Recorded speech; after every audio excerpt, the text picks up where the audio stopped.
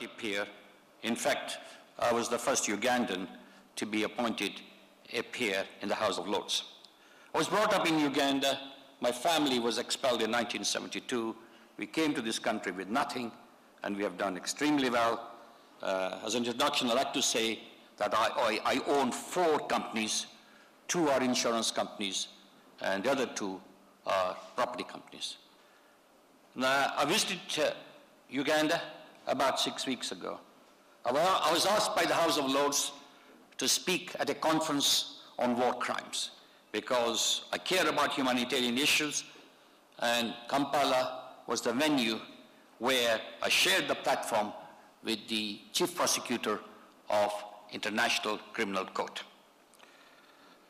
Now, I've been very active in the House of Lords. I've been a peer for 4 years. I speak on a variety of subjects. My favorite subjects are business, economy, humanitarian issues, foreign affairs, and Africa. In fact, over the last 3 months, I've spoken on African issues about 4 times. And in my last speech in the House of Lords on foreign affairs, I referred to Uganda and also mentioned the fact that Uganda now has production of oil, and I mentioned the fact that I'm very hopeful that the production of oil and the economic generates will be used for betterment and for obviously improvement of the people.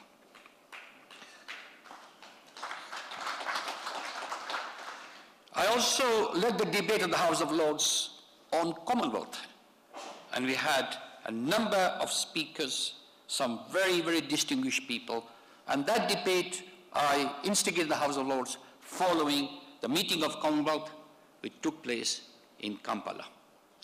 Now, what are my impressions of Kampala? Firstly, very buoyant place. The city is buoyant. You see, there are excellent hotels. I stayed at the Serena Hotel, and I thought I was probably in Paris or London. The standard, service standard, the standard of the hotel at Serena is so very, very good. And of course, now Uganda has the structure, the facilities for holding of important conferences.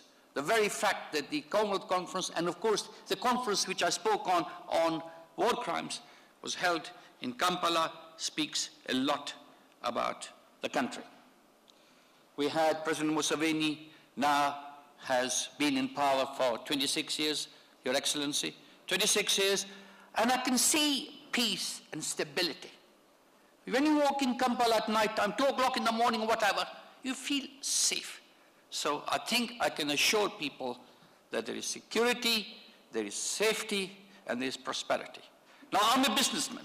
If I'm going to invest anywhere, first thing I look at is peace and tranquility. I can assure the delegates in Kampala, in Uganda, every part. I was in Kampala, and from Kampala I went to my hometown in Mabale, and there again I felt safe. So delegates, please, I can assure you there is peace, there is prosperity, and indeed those are essential for investment in any country. Now, the other thing I noticed was the Africans, knowledgeable. The standard of education in Uganda is high. And that's important. If you're going to invest in a country, you've got to make sure that the population are well educated and articulate, because you would need local people to work. And I was really pleasantly surprised about how well educated the Africans were. Although I can speak Swahili, minajua Swahili, nasema Swahili mzuri sana, lakini mimi nasema Ingereza, because English is the language, and I can assure you that if you're going to invest, come to Uganda, and you'll see that you're going to get excellent, good stuff.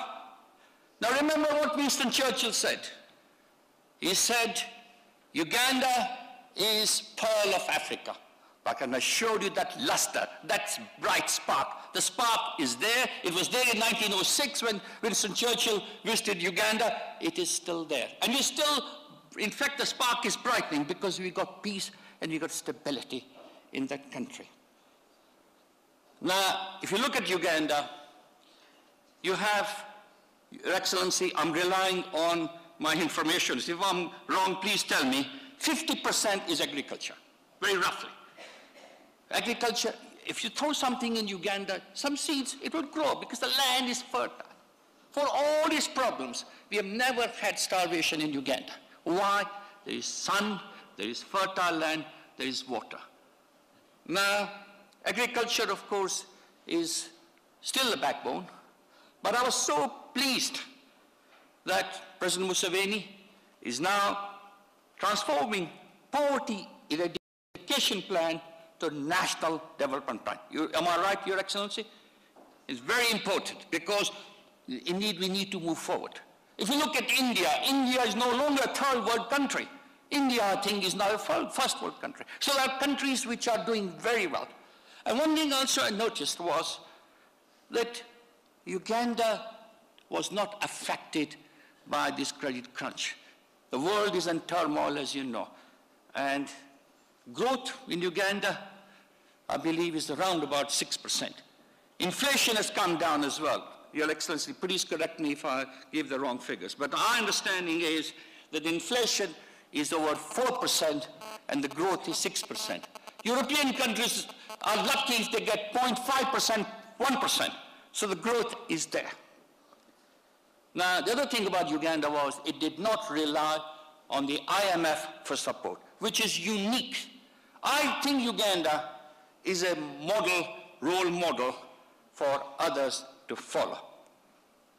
Now, industrial, I think the industry accounts for about 25% of GDP, and the service sector is about 25% of GDP. Infrastructure, obviously, I saw infrastructure being improved. I think the railways from Mombasa to Kampala, that's being improved, and obviously, I think the Russians opened an oil refinery not very long ago, so production of oil is would also enable the refining to go ahead. Now, amongst other things, I've set up a company which is promoting Islamic banking, Islamic finance, and in fact, I've just come back from Qatar, and prior to that, I was in Tatarstan, in Russia, promoting, because something I'm very, very keen on. And apart from oil, I think there are opportunities. When you think about Islamic banking, one of the things Islamic principles tell us is you've got to utilize the money for betterment of the society. Now, apart from oil, I think there are opportunities with regard to production of energy by renewable means, and that is hydro, geothermal. I think geothermal is something to think about. Yeah, biogas, wind, and solar. So those are obviously opportunities which I think Uganda will provide. And thank you very much, Your Excellency, and obviously for asking me to speak. I can certainly go on, but my impression about Uganda in a nutshell are extremely good, and I would certainly urge people here who are delegates to think about coming to Uganda. And apart from stability, it's a beautiful country. If you go around west Uganda, I think, Your Excellency, that's your hometown, Fort Portal, lovely place, beautiful place. And you got, of course, you got Murchison Falls, you got the source of the Nile, so you got a bit of history as well. A beautiful country to live in. Thank you very much indeed, Mr. Chairman, and obviously for giving me the opportunity to speak today. Obviously, I will be going again to Uganda. My life is very, very busy, but certainly my impression of Uganda are very good, and obviously I was very happy. When I landed in Uganda, I felt like doing what the Pope does, and that is kissing the ground, because that's where I brought up. Although I spent most of my adult life in the United Kingdom, I still have affection, I still have feelings for Uganda. Thank you very much indeed.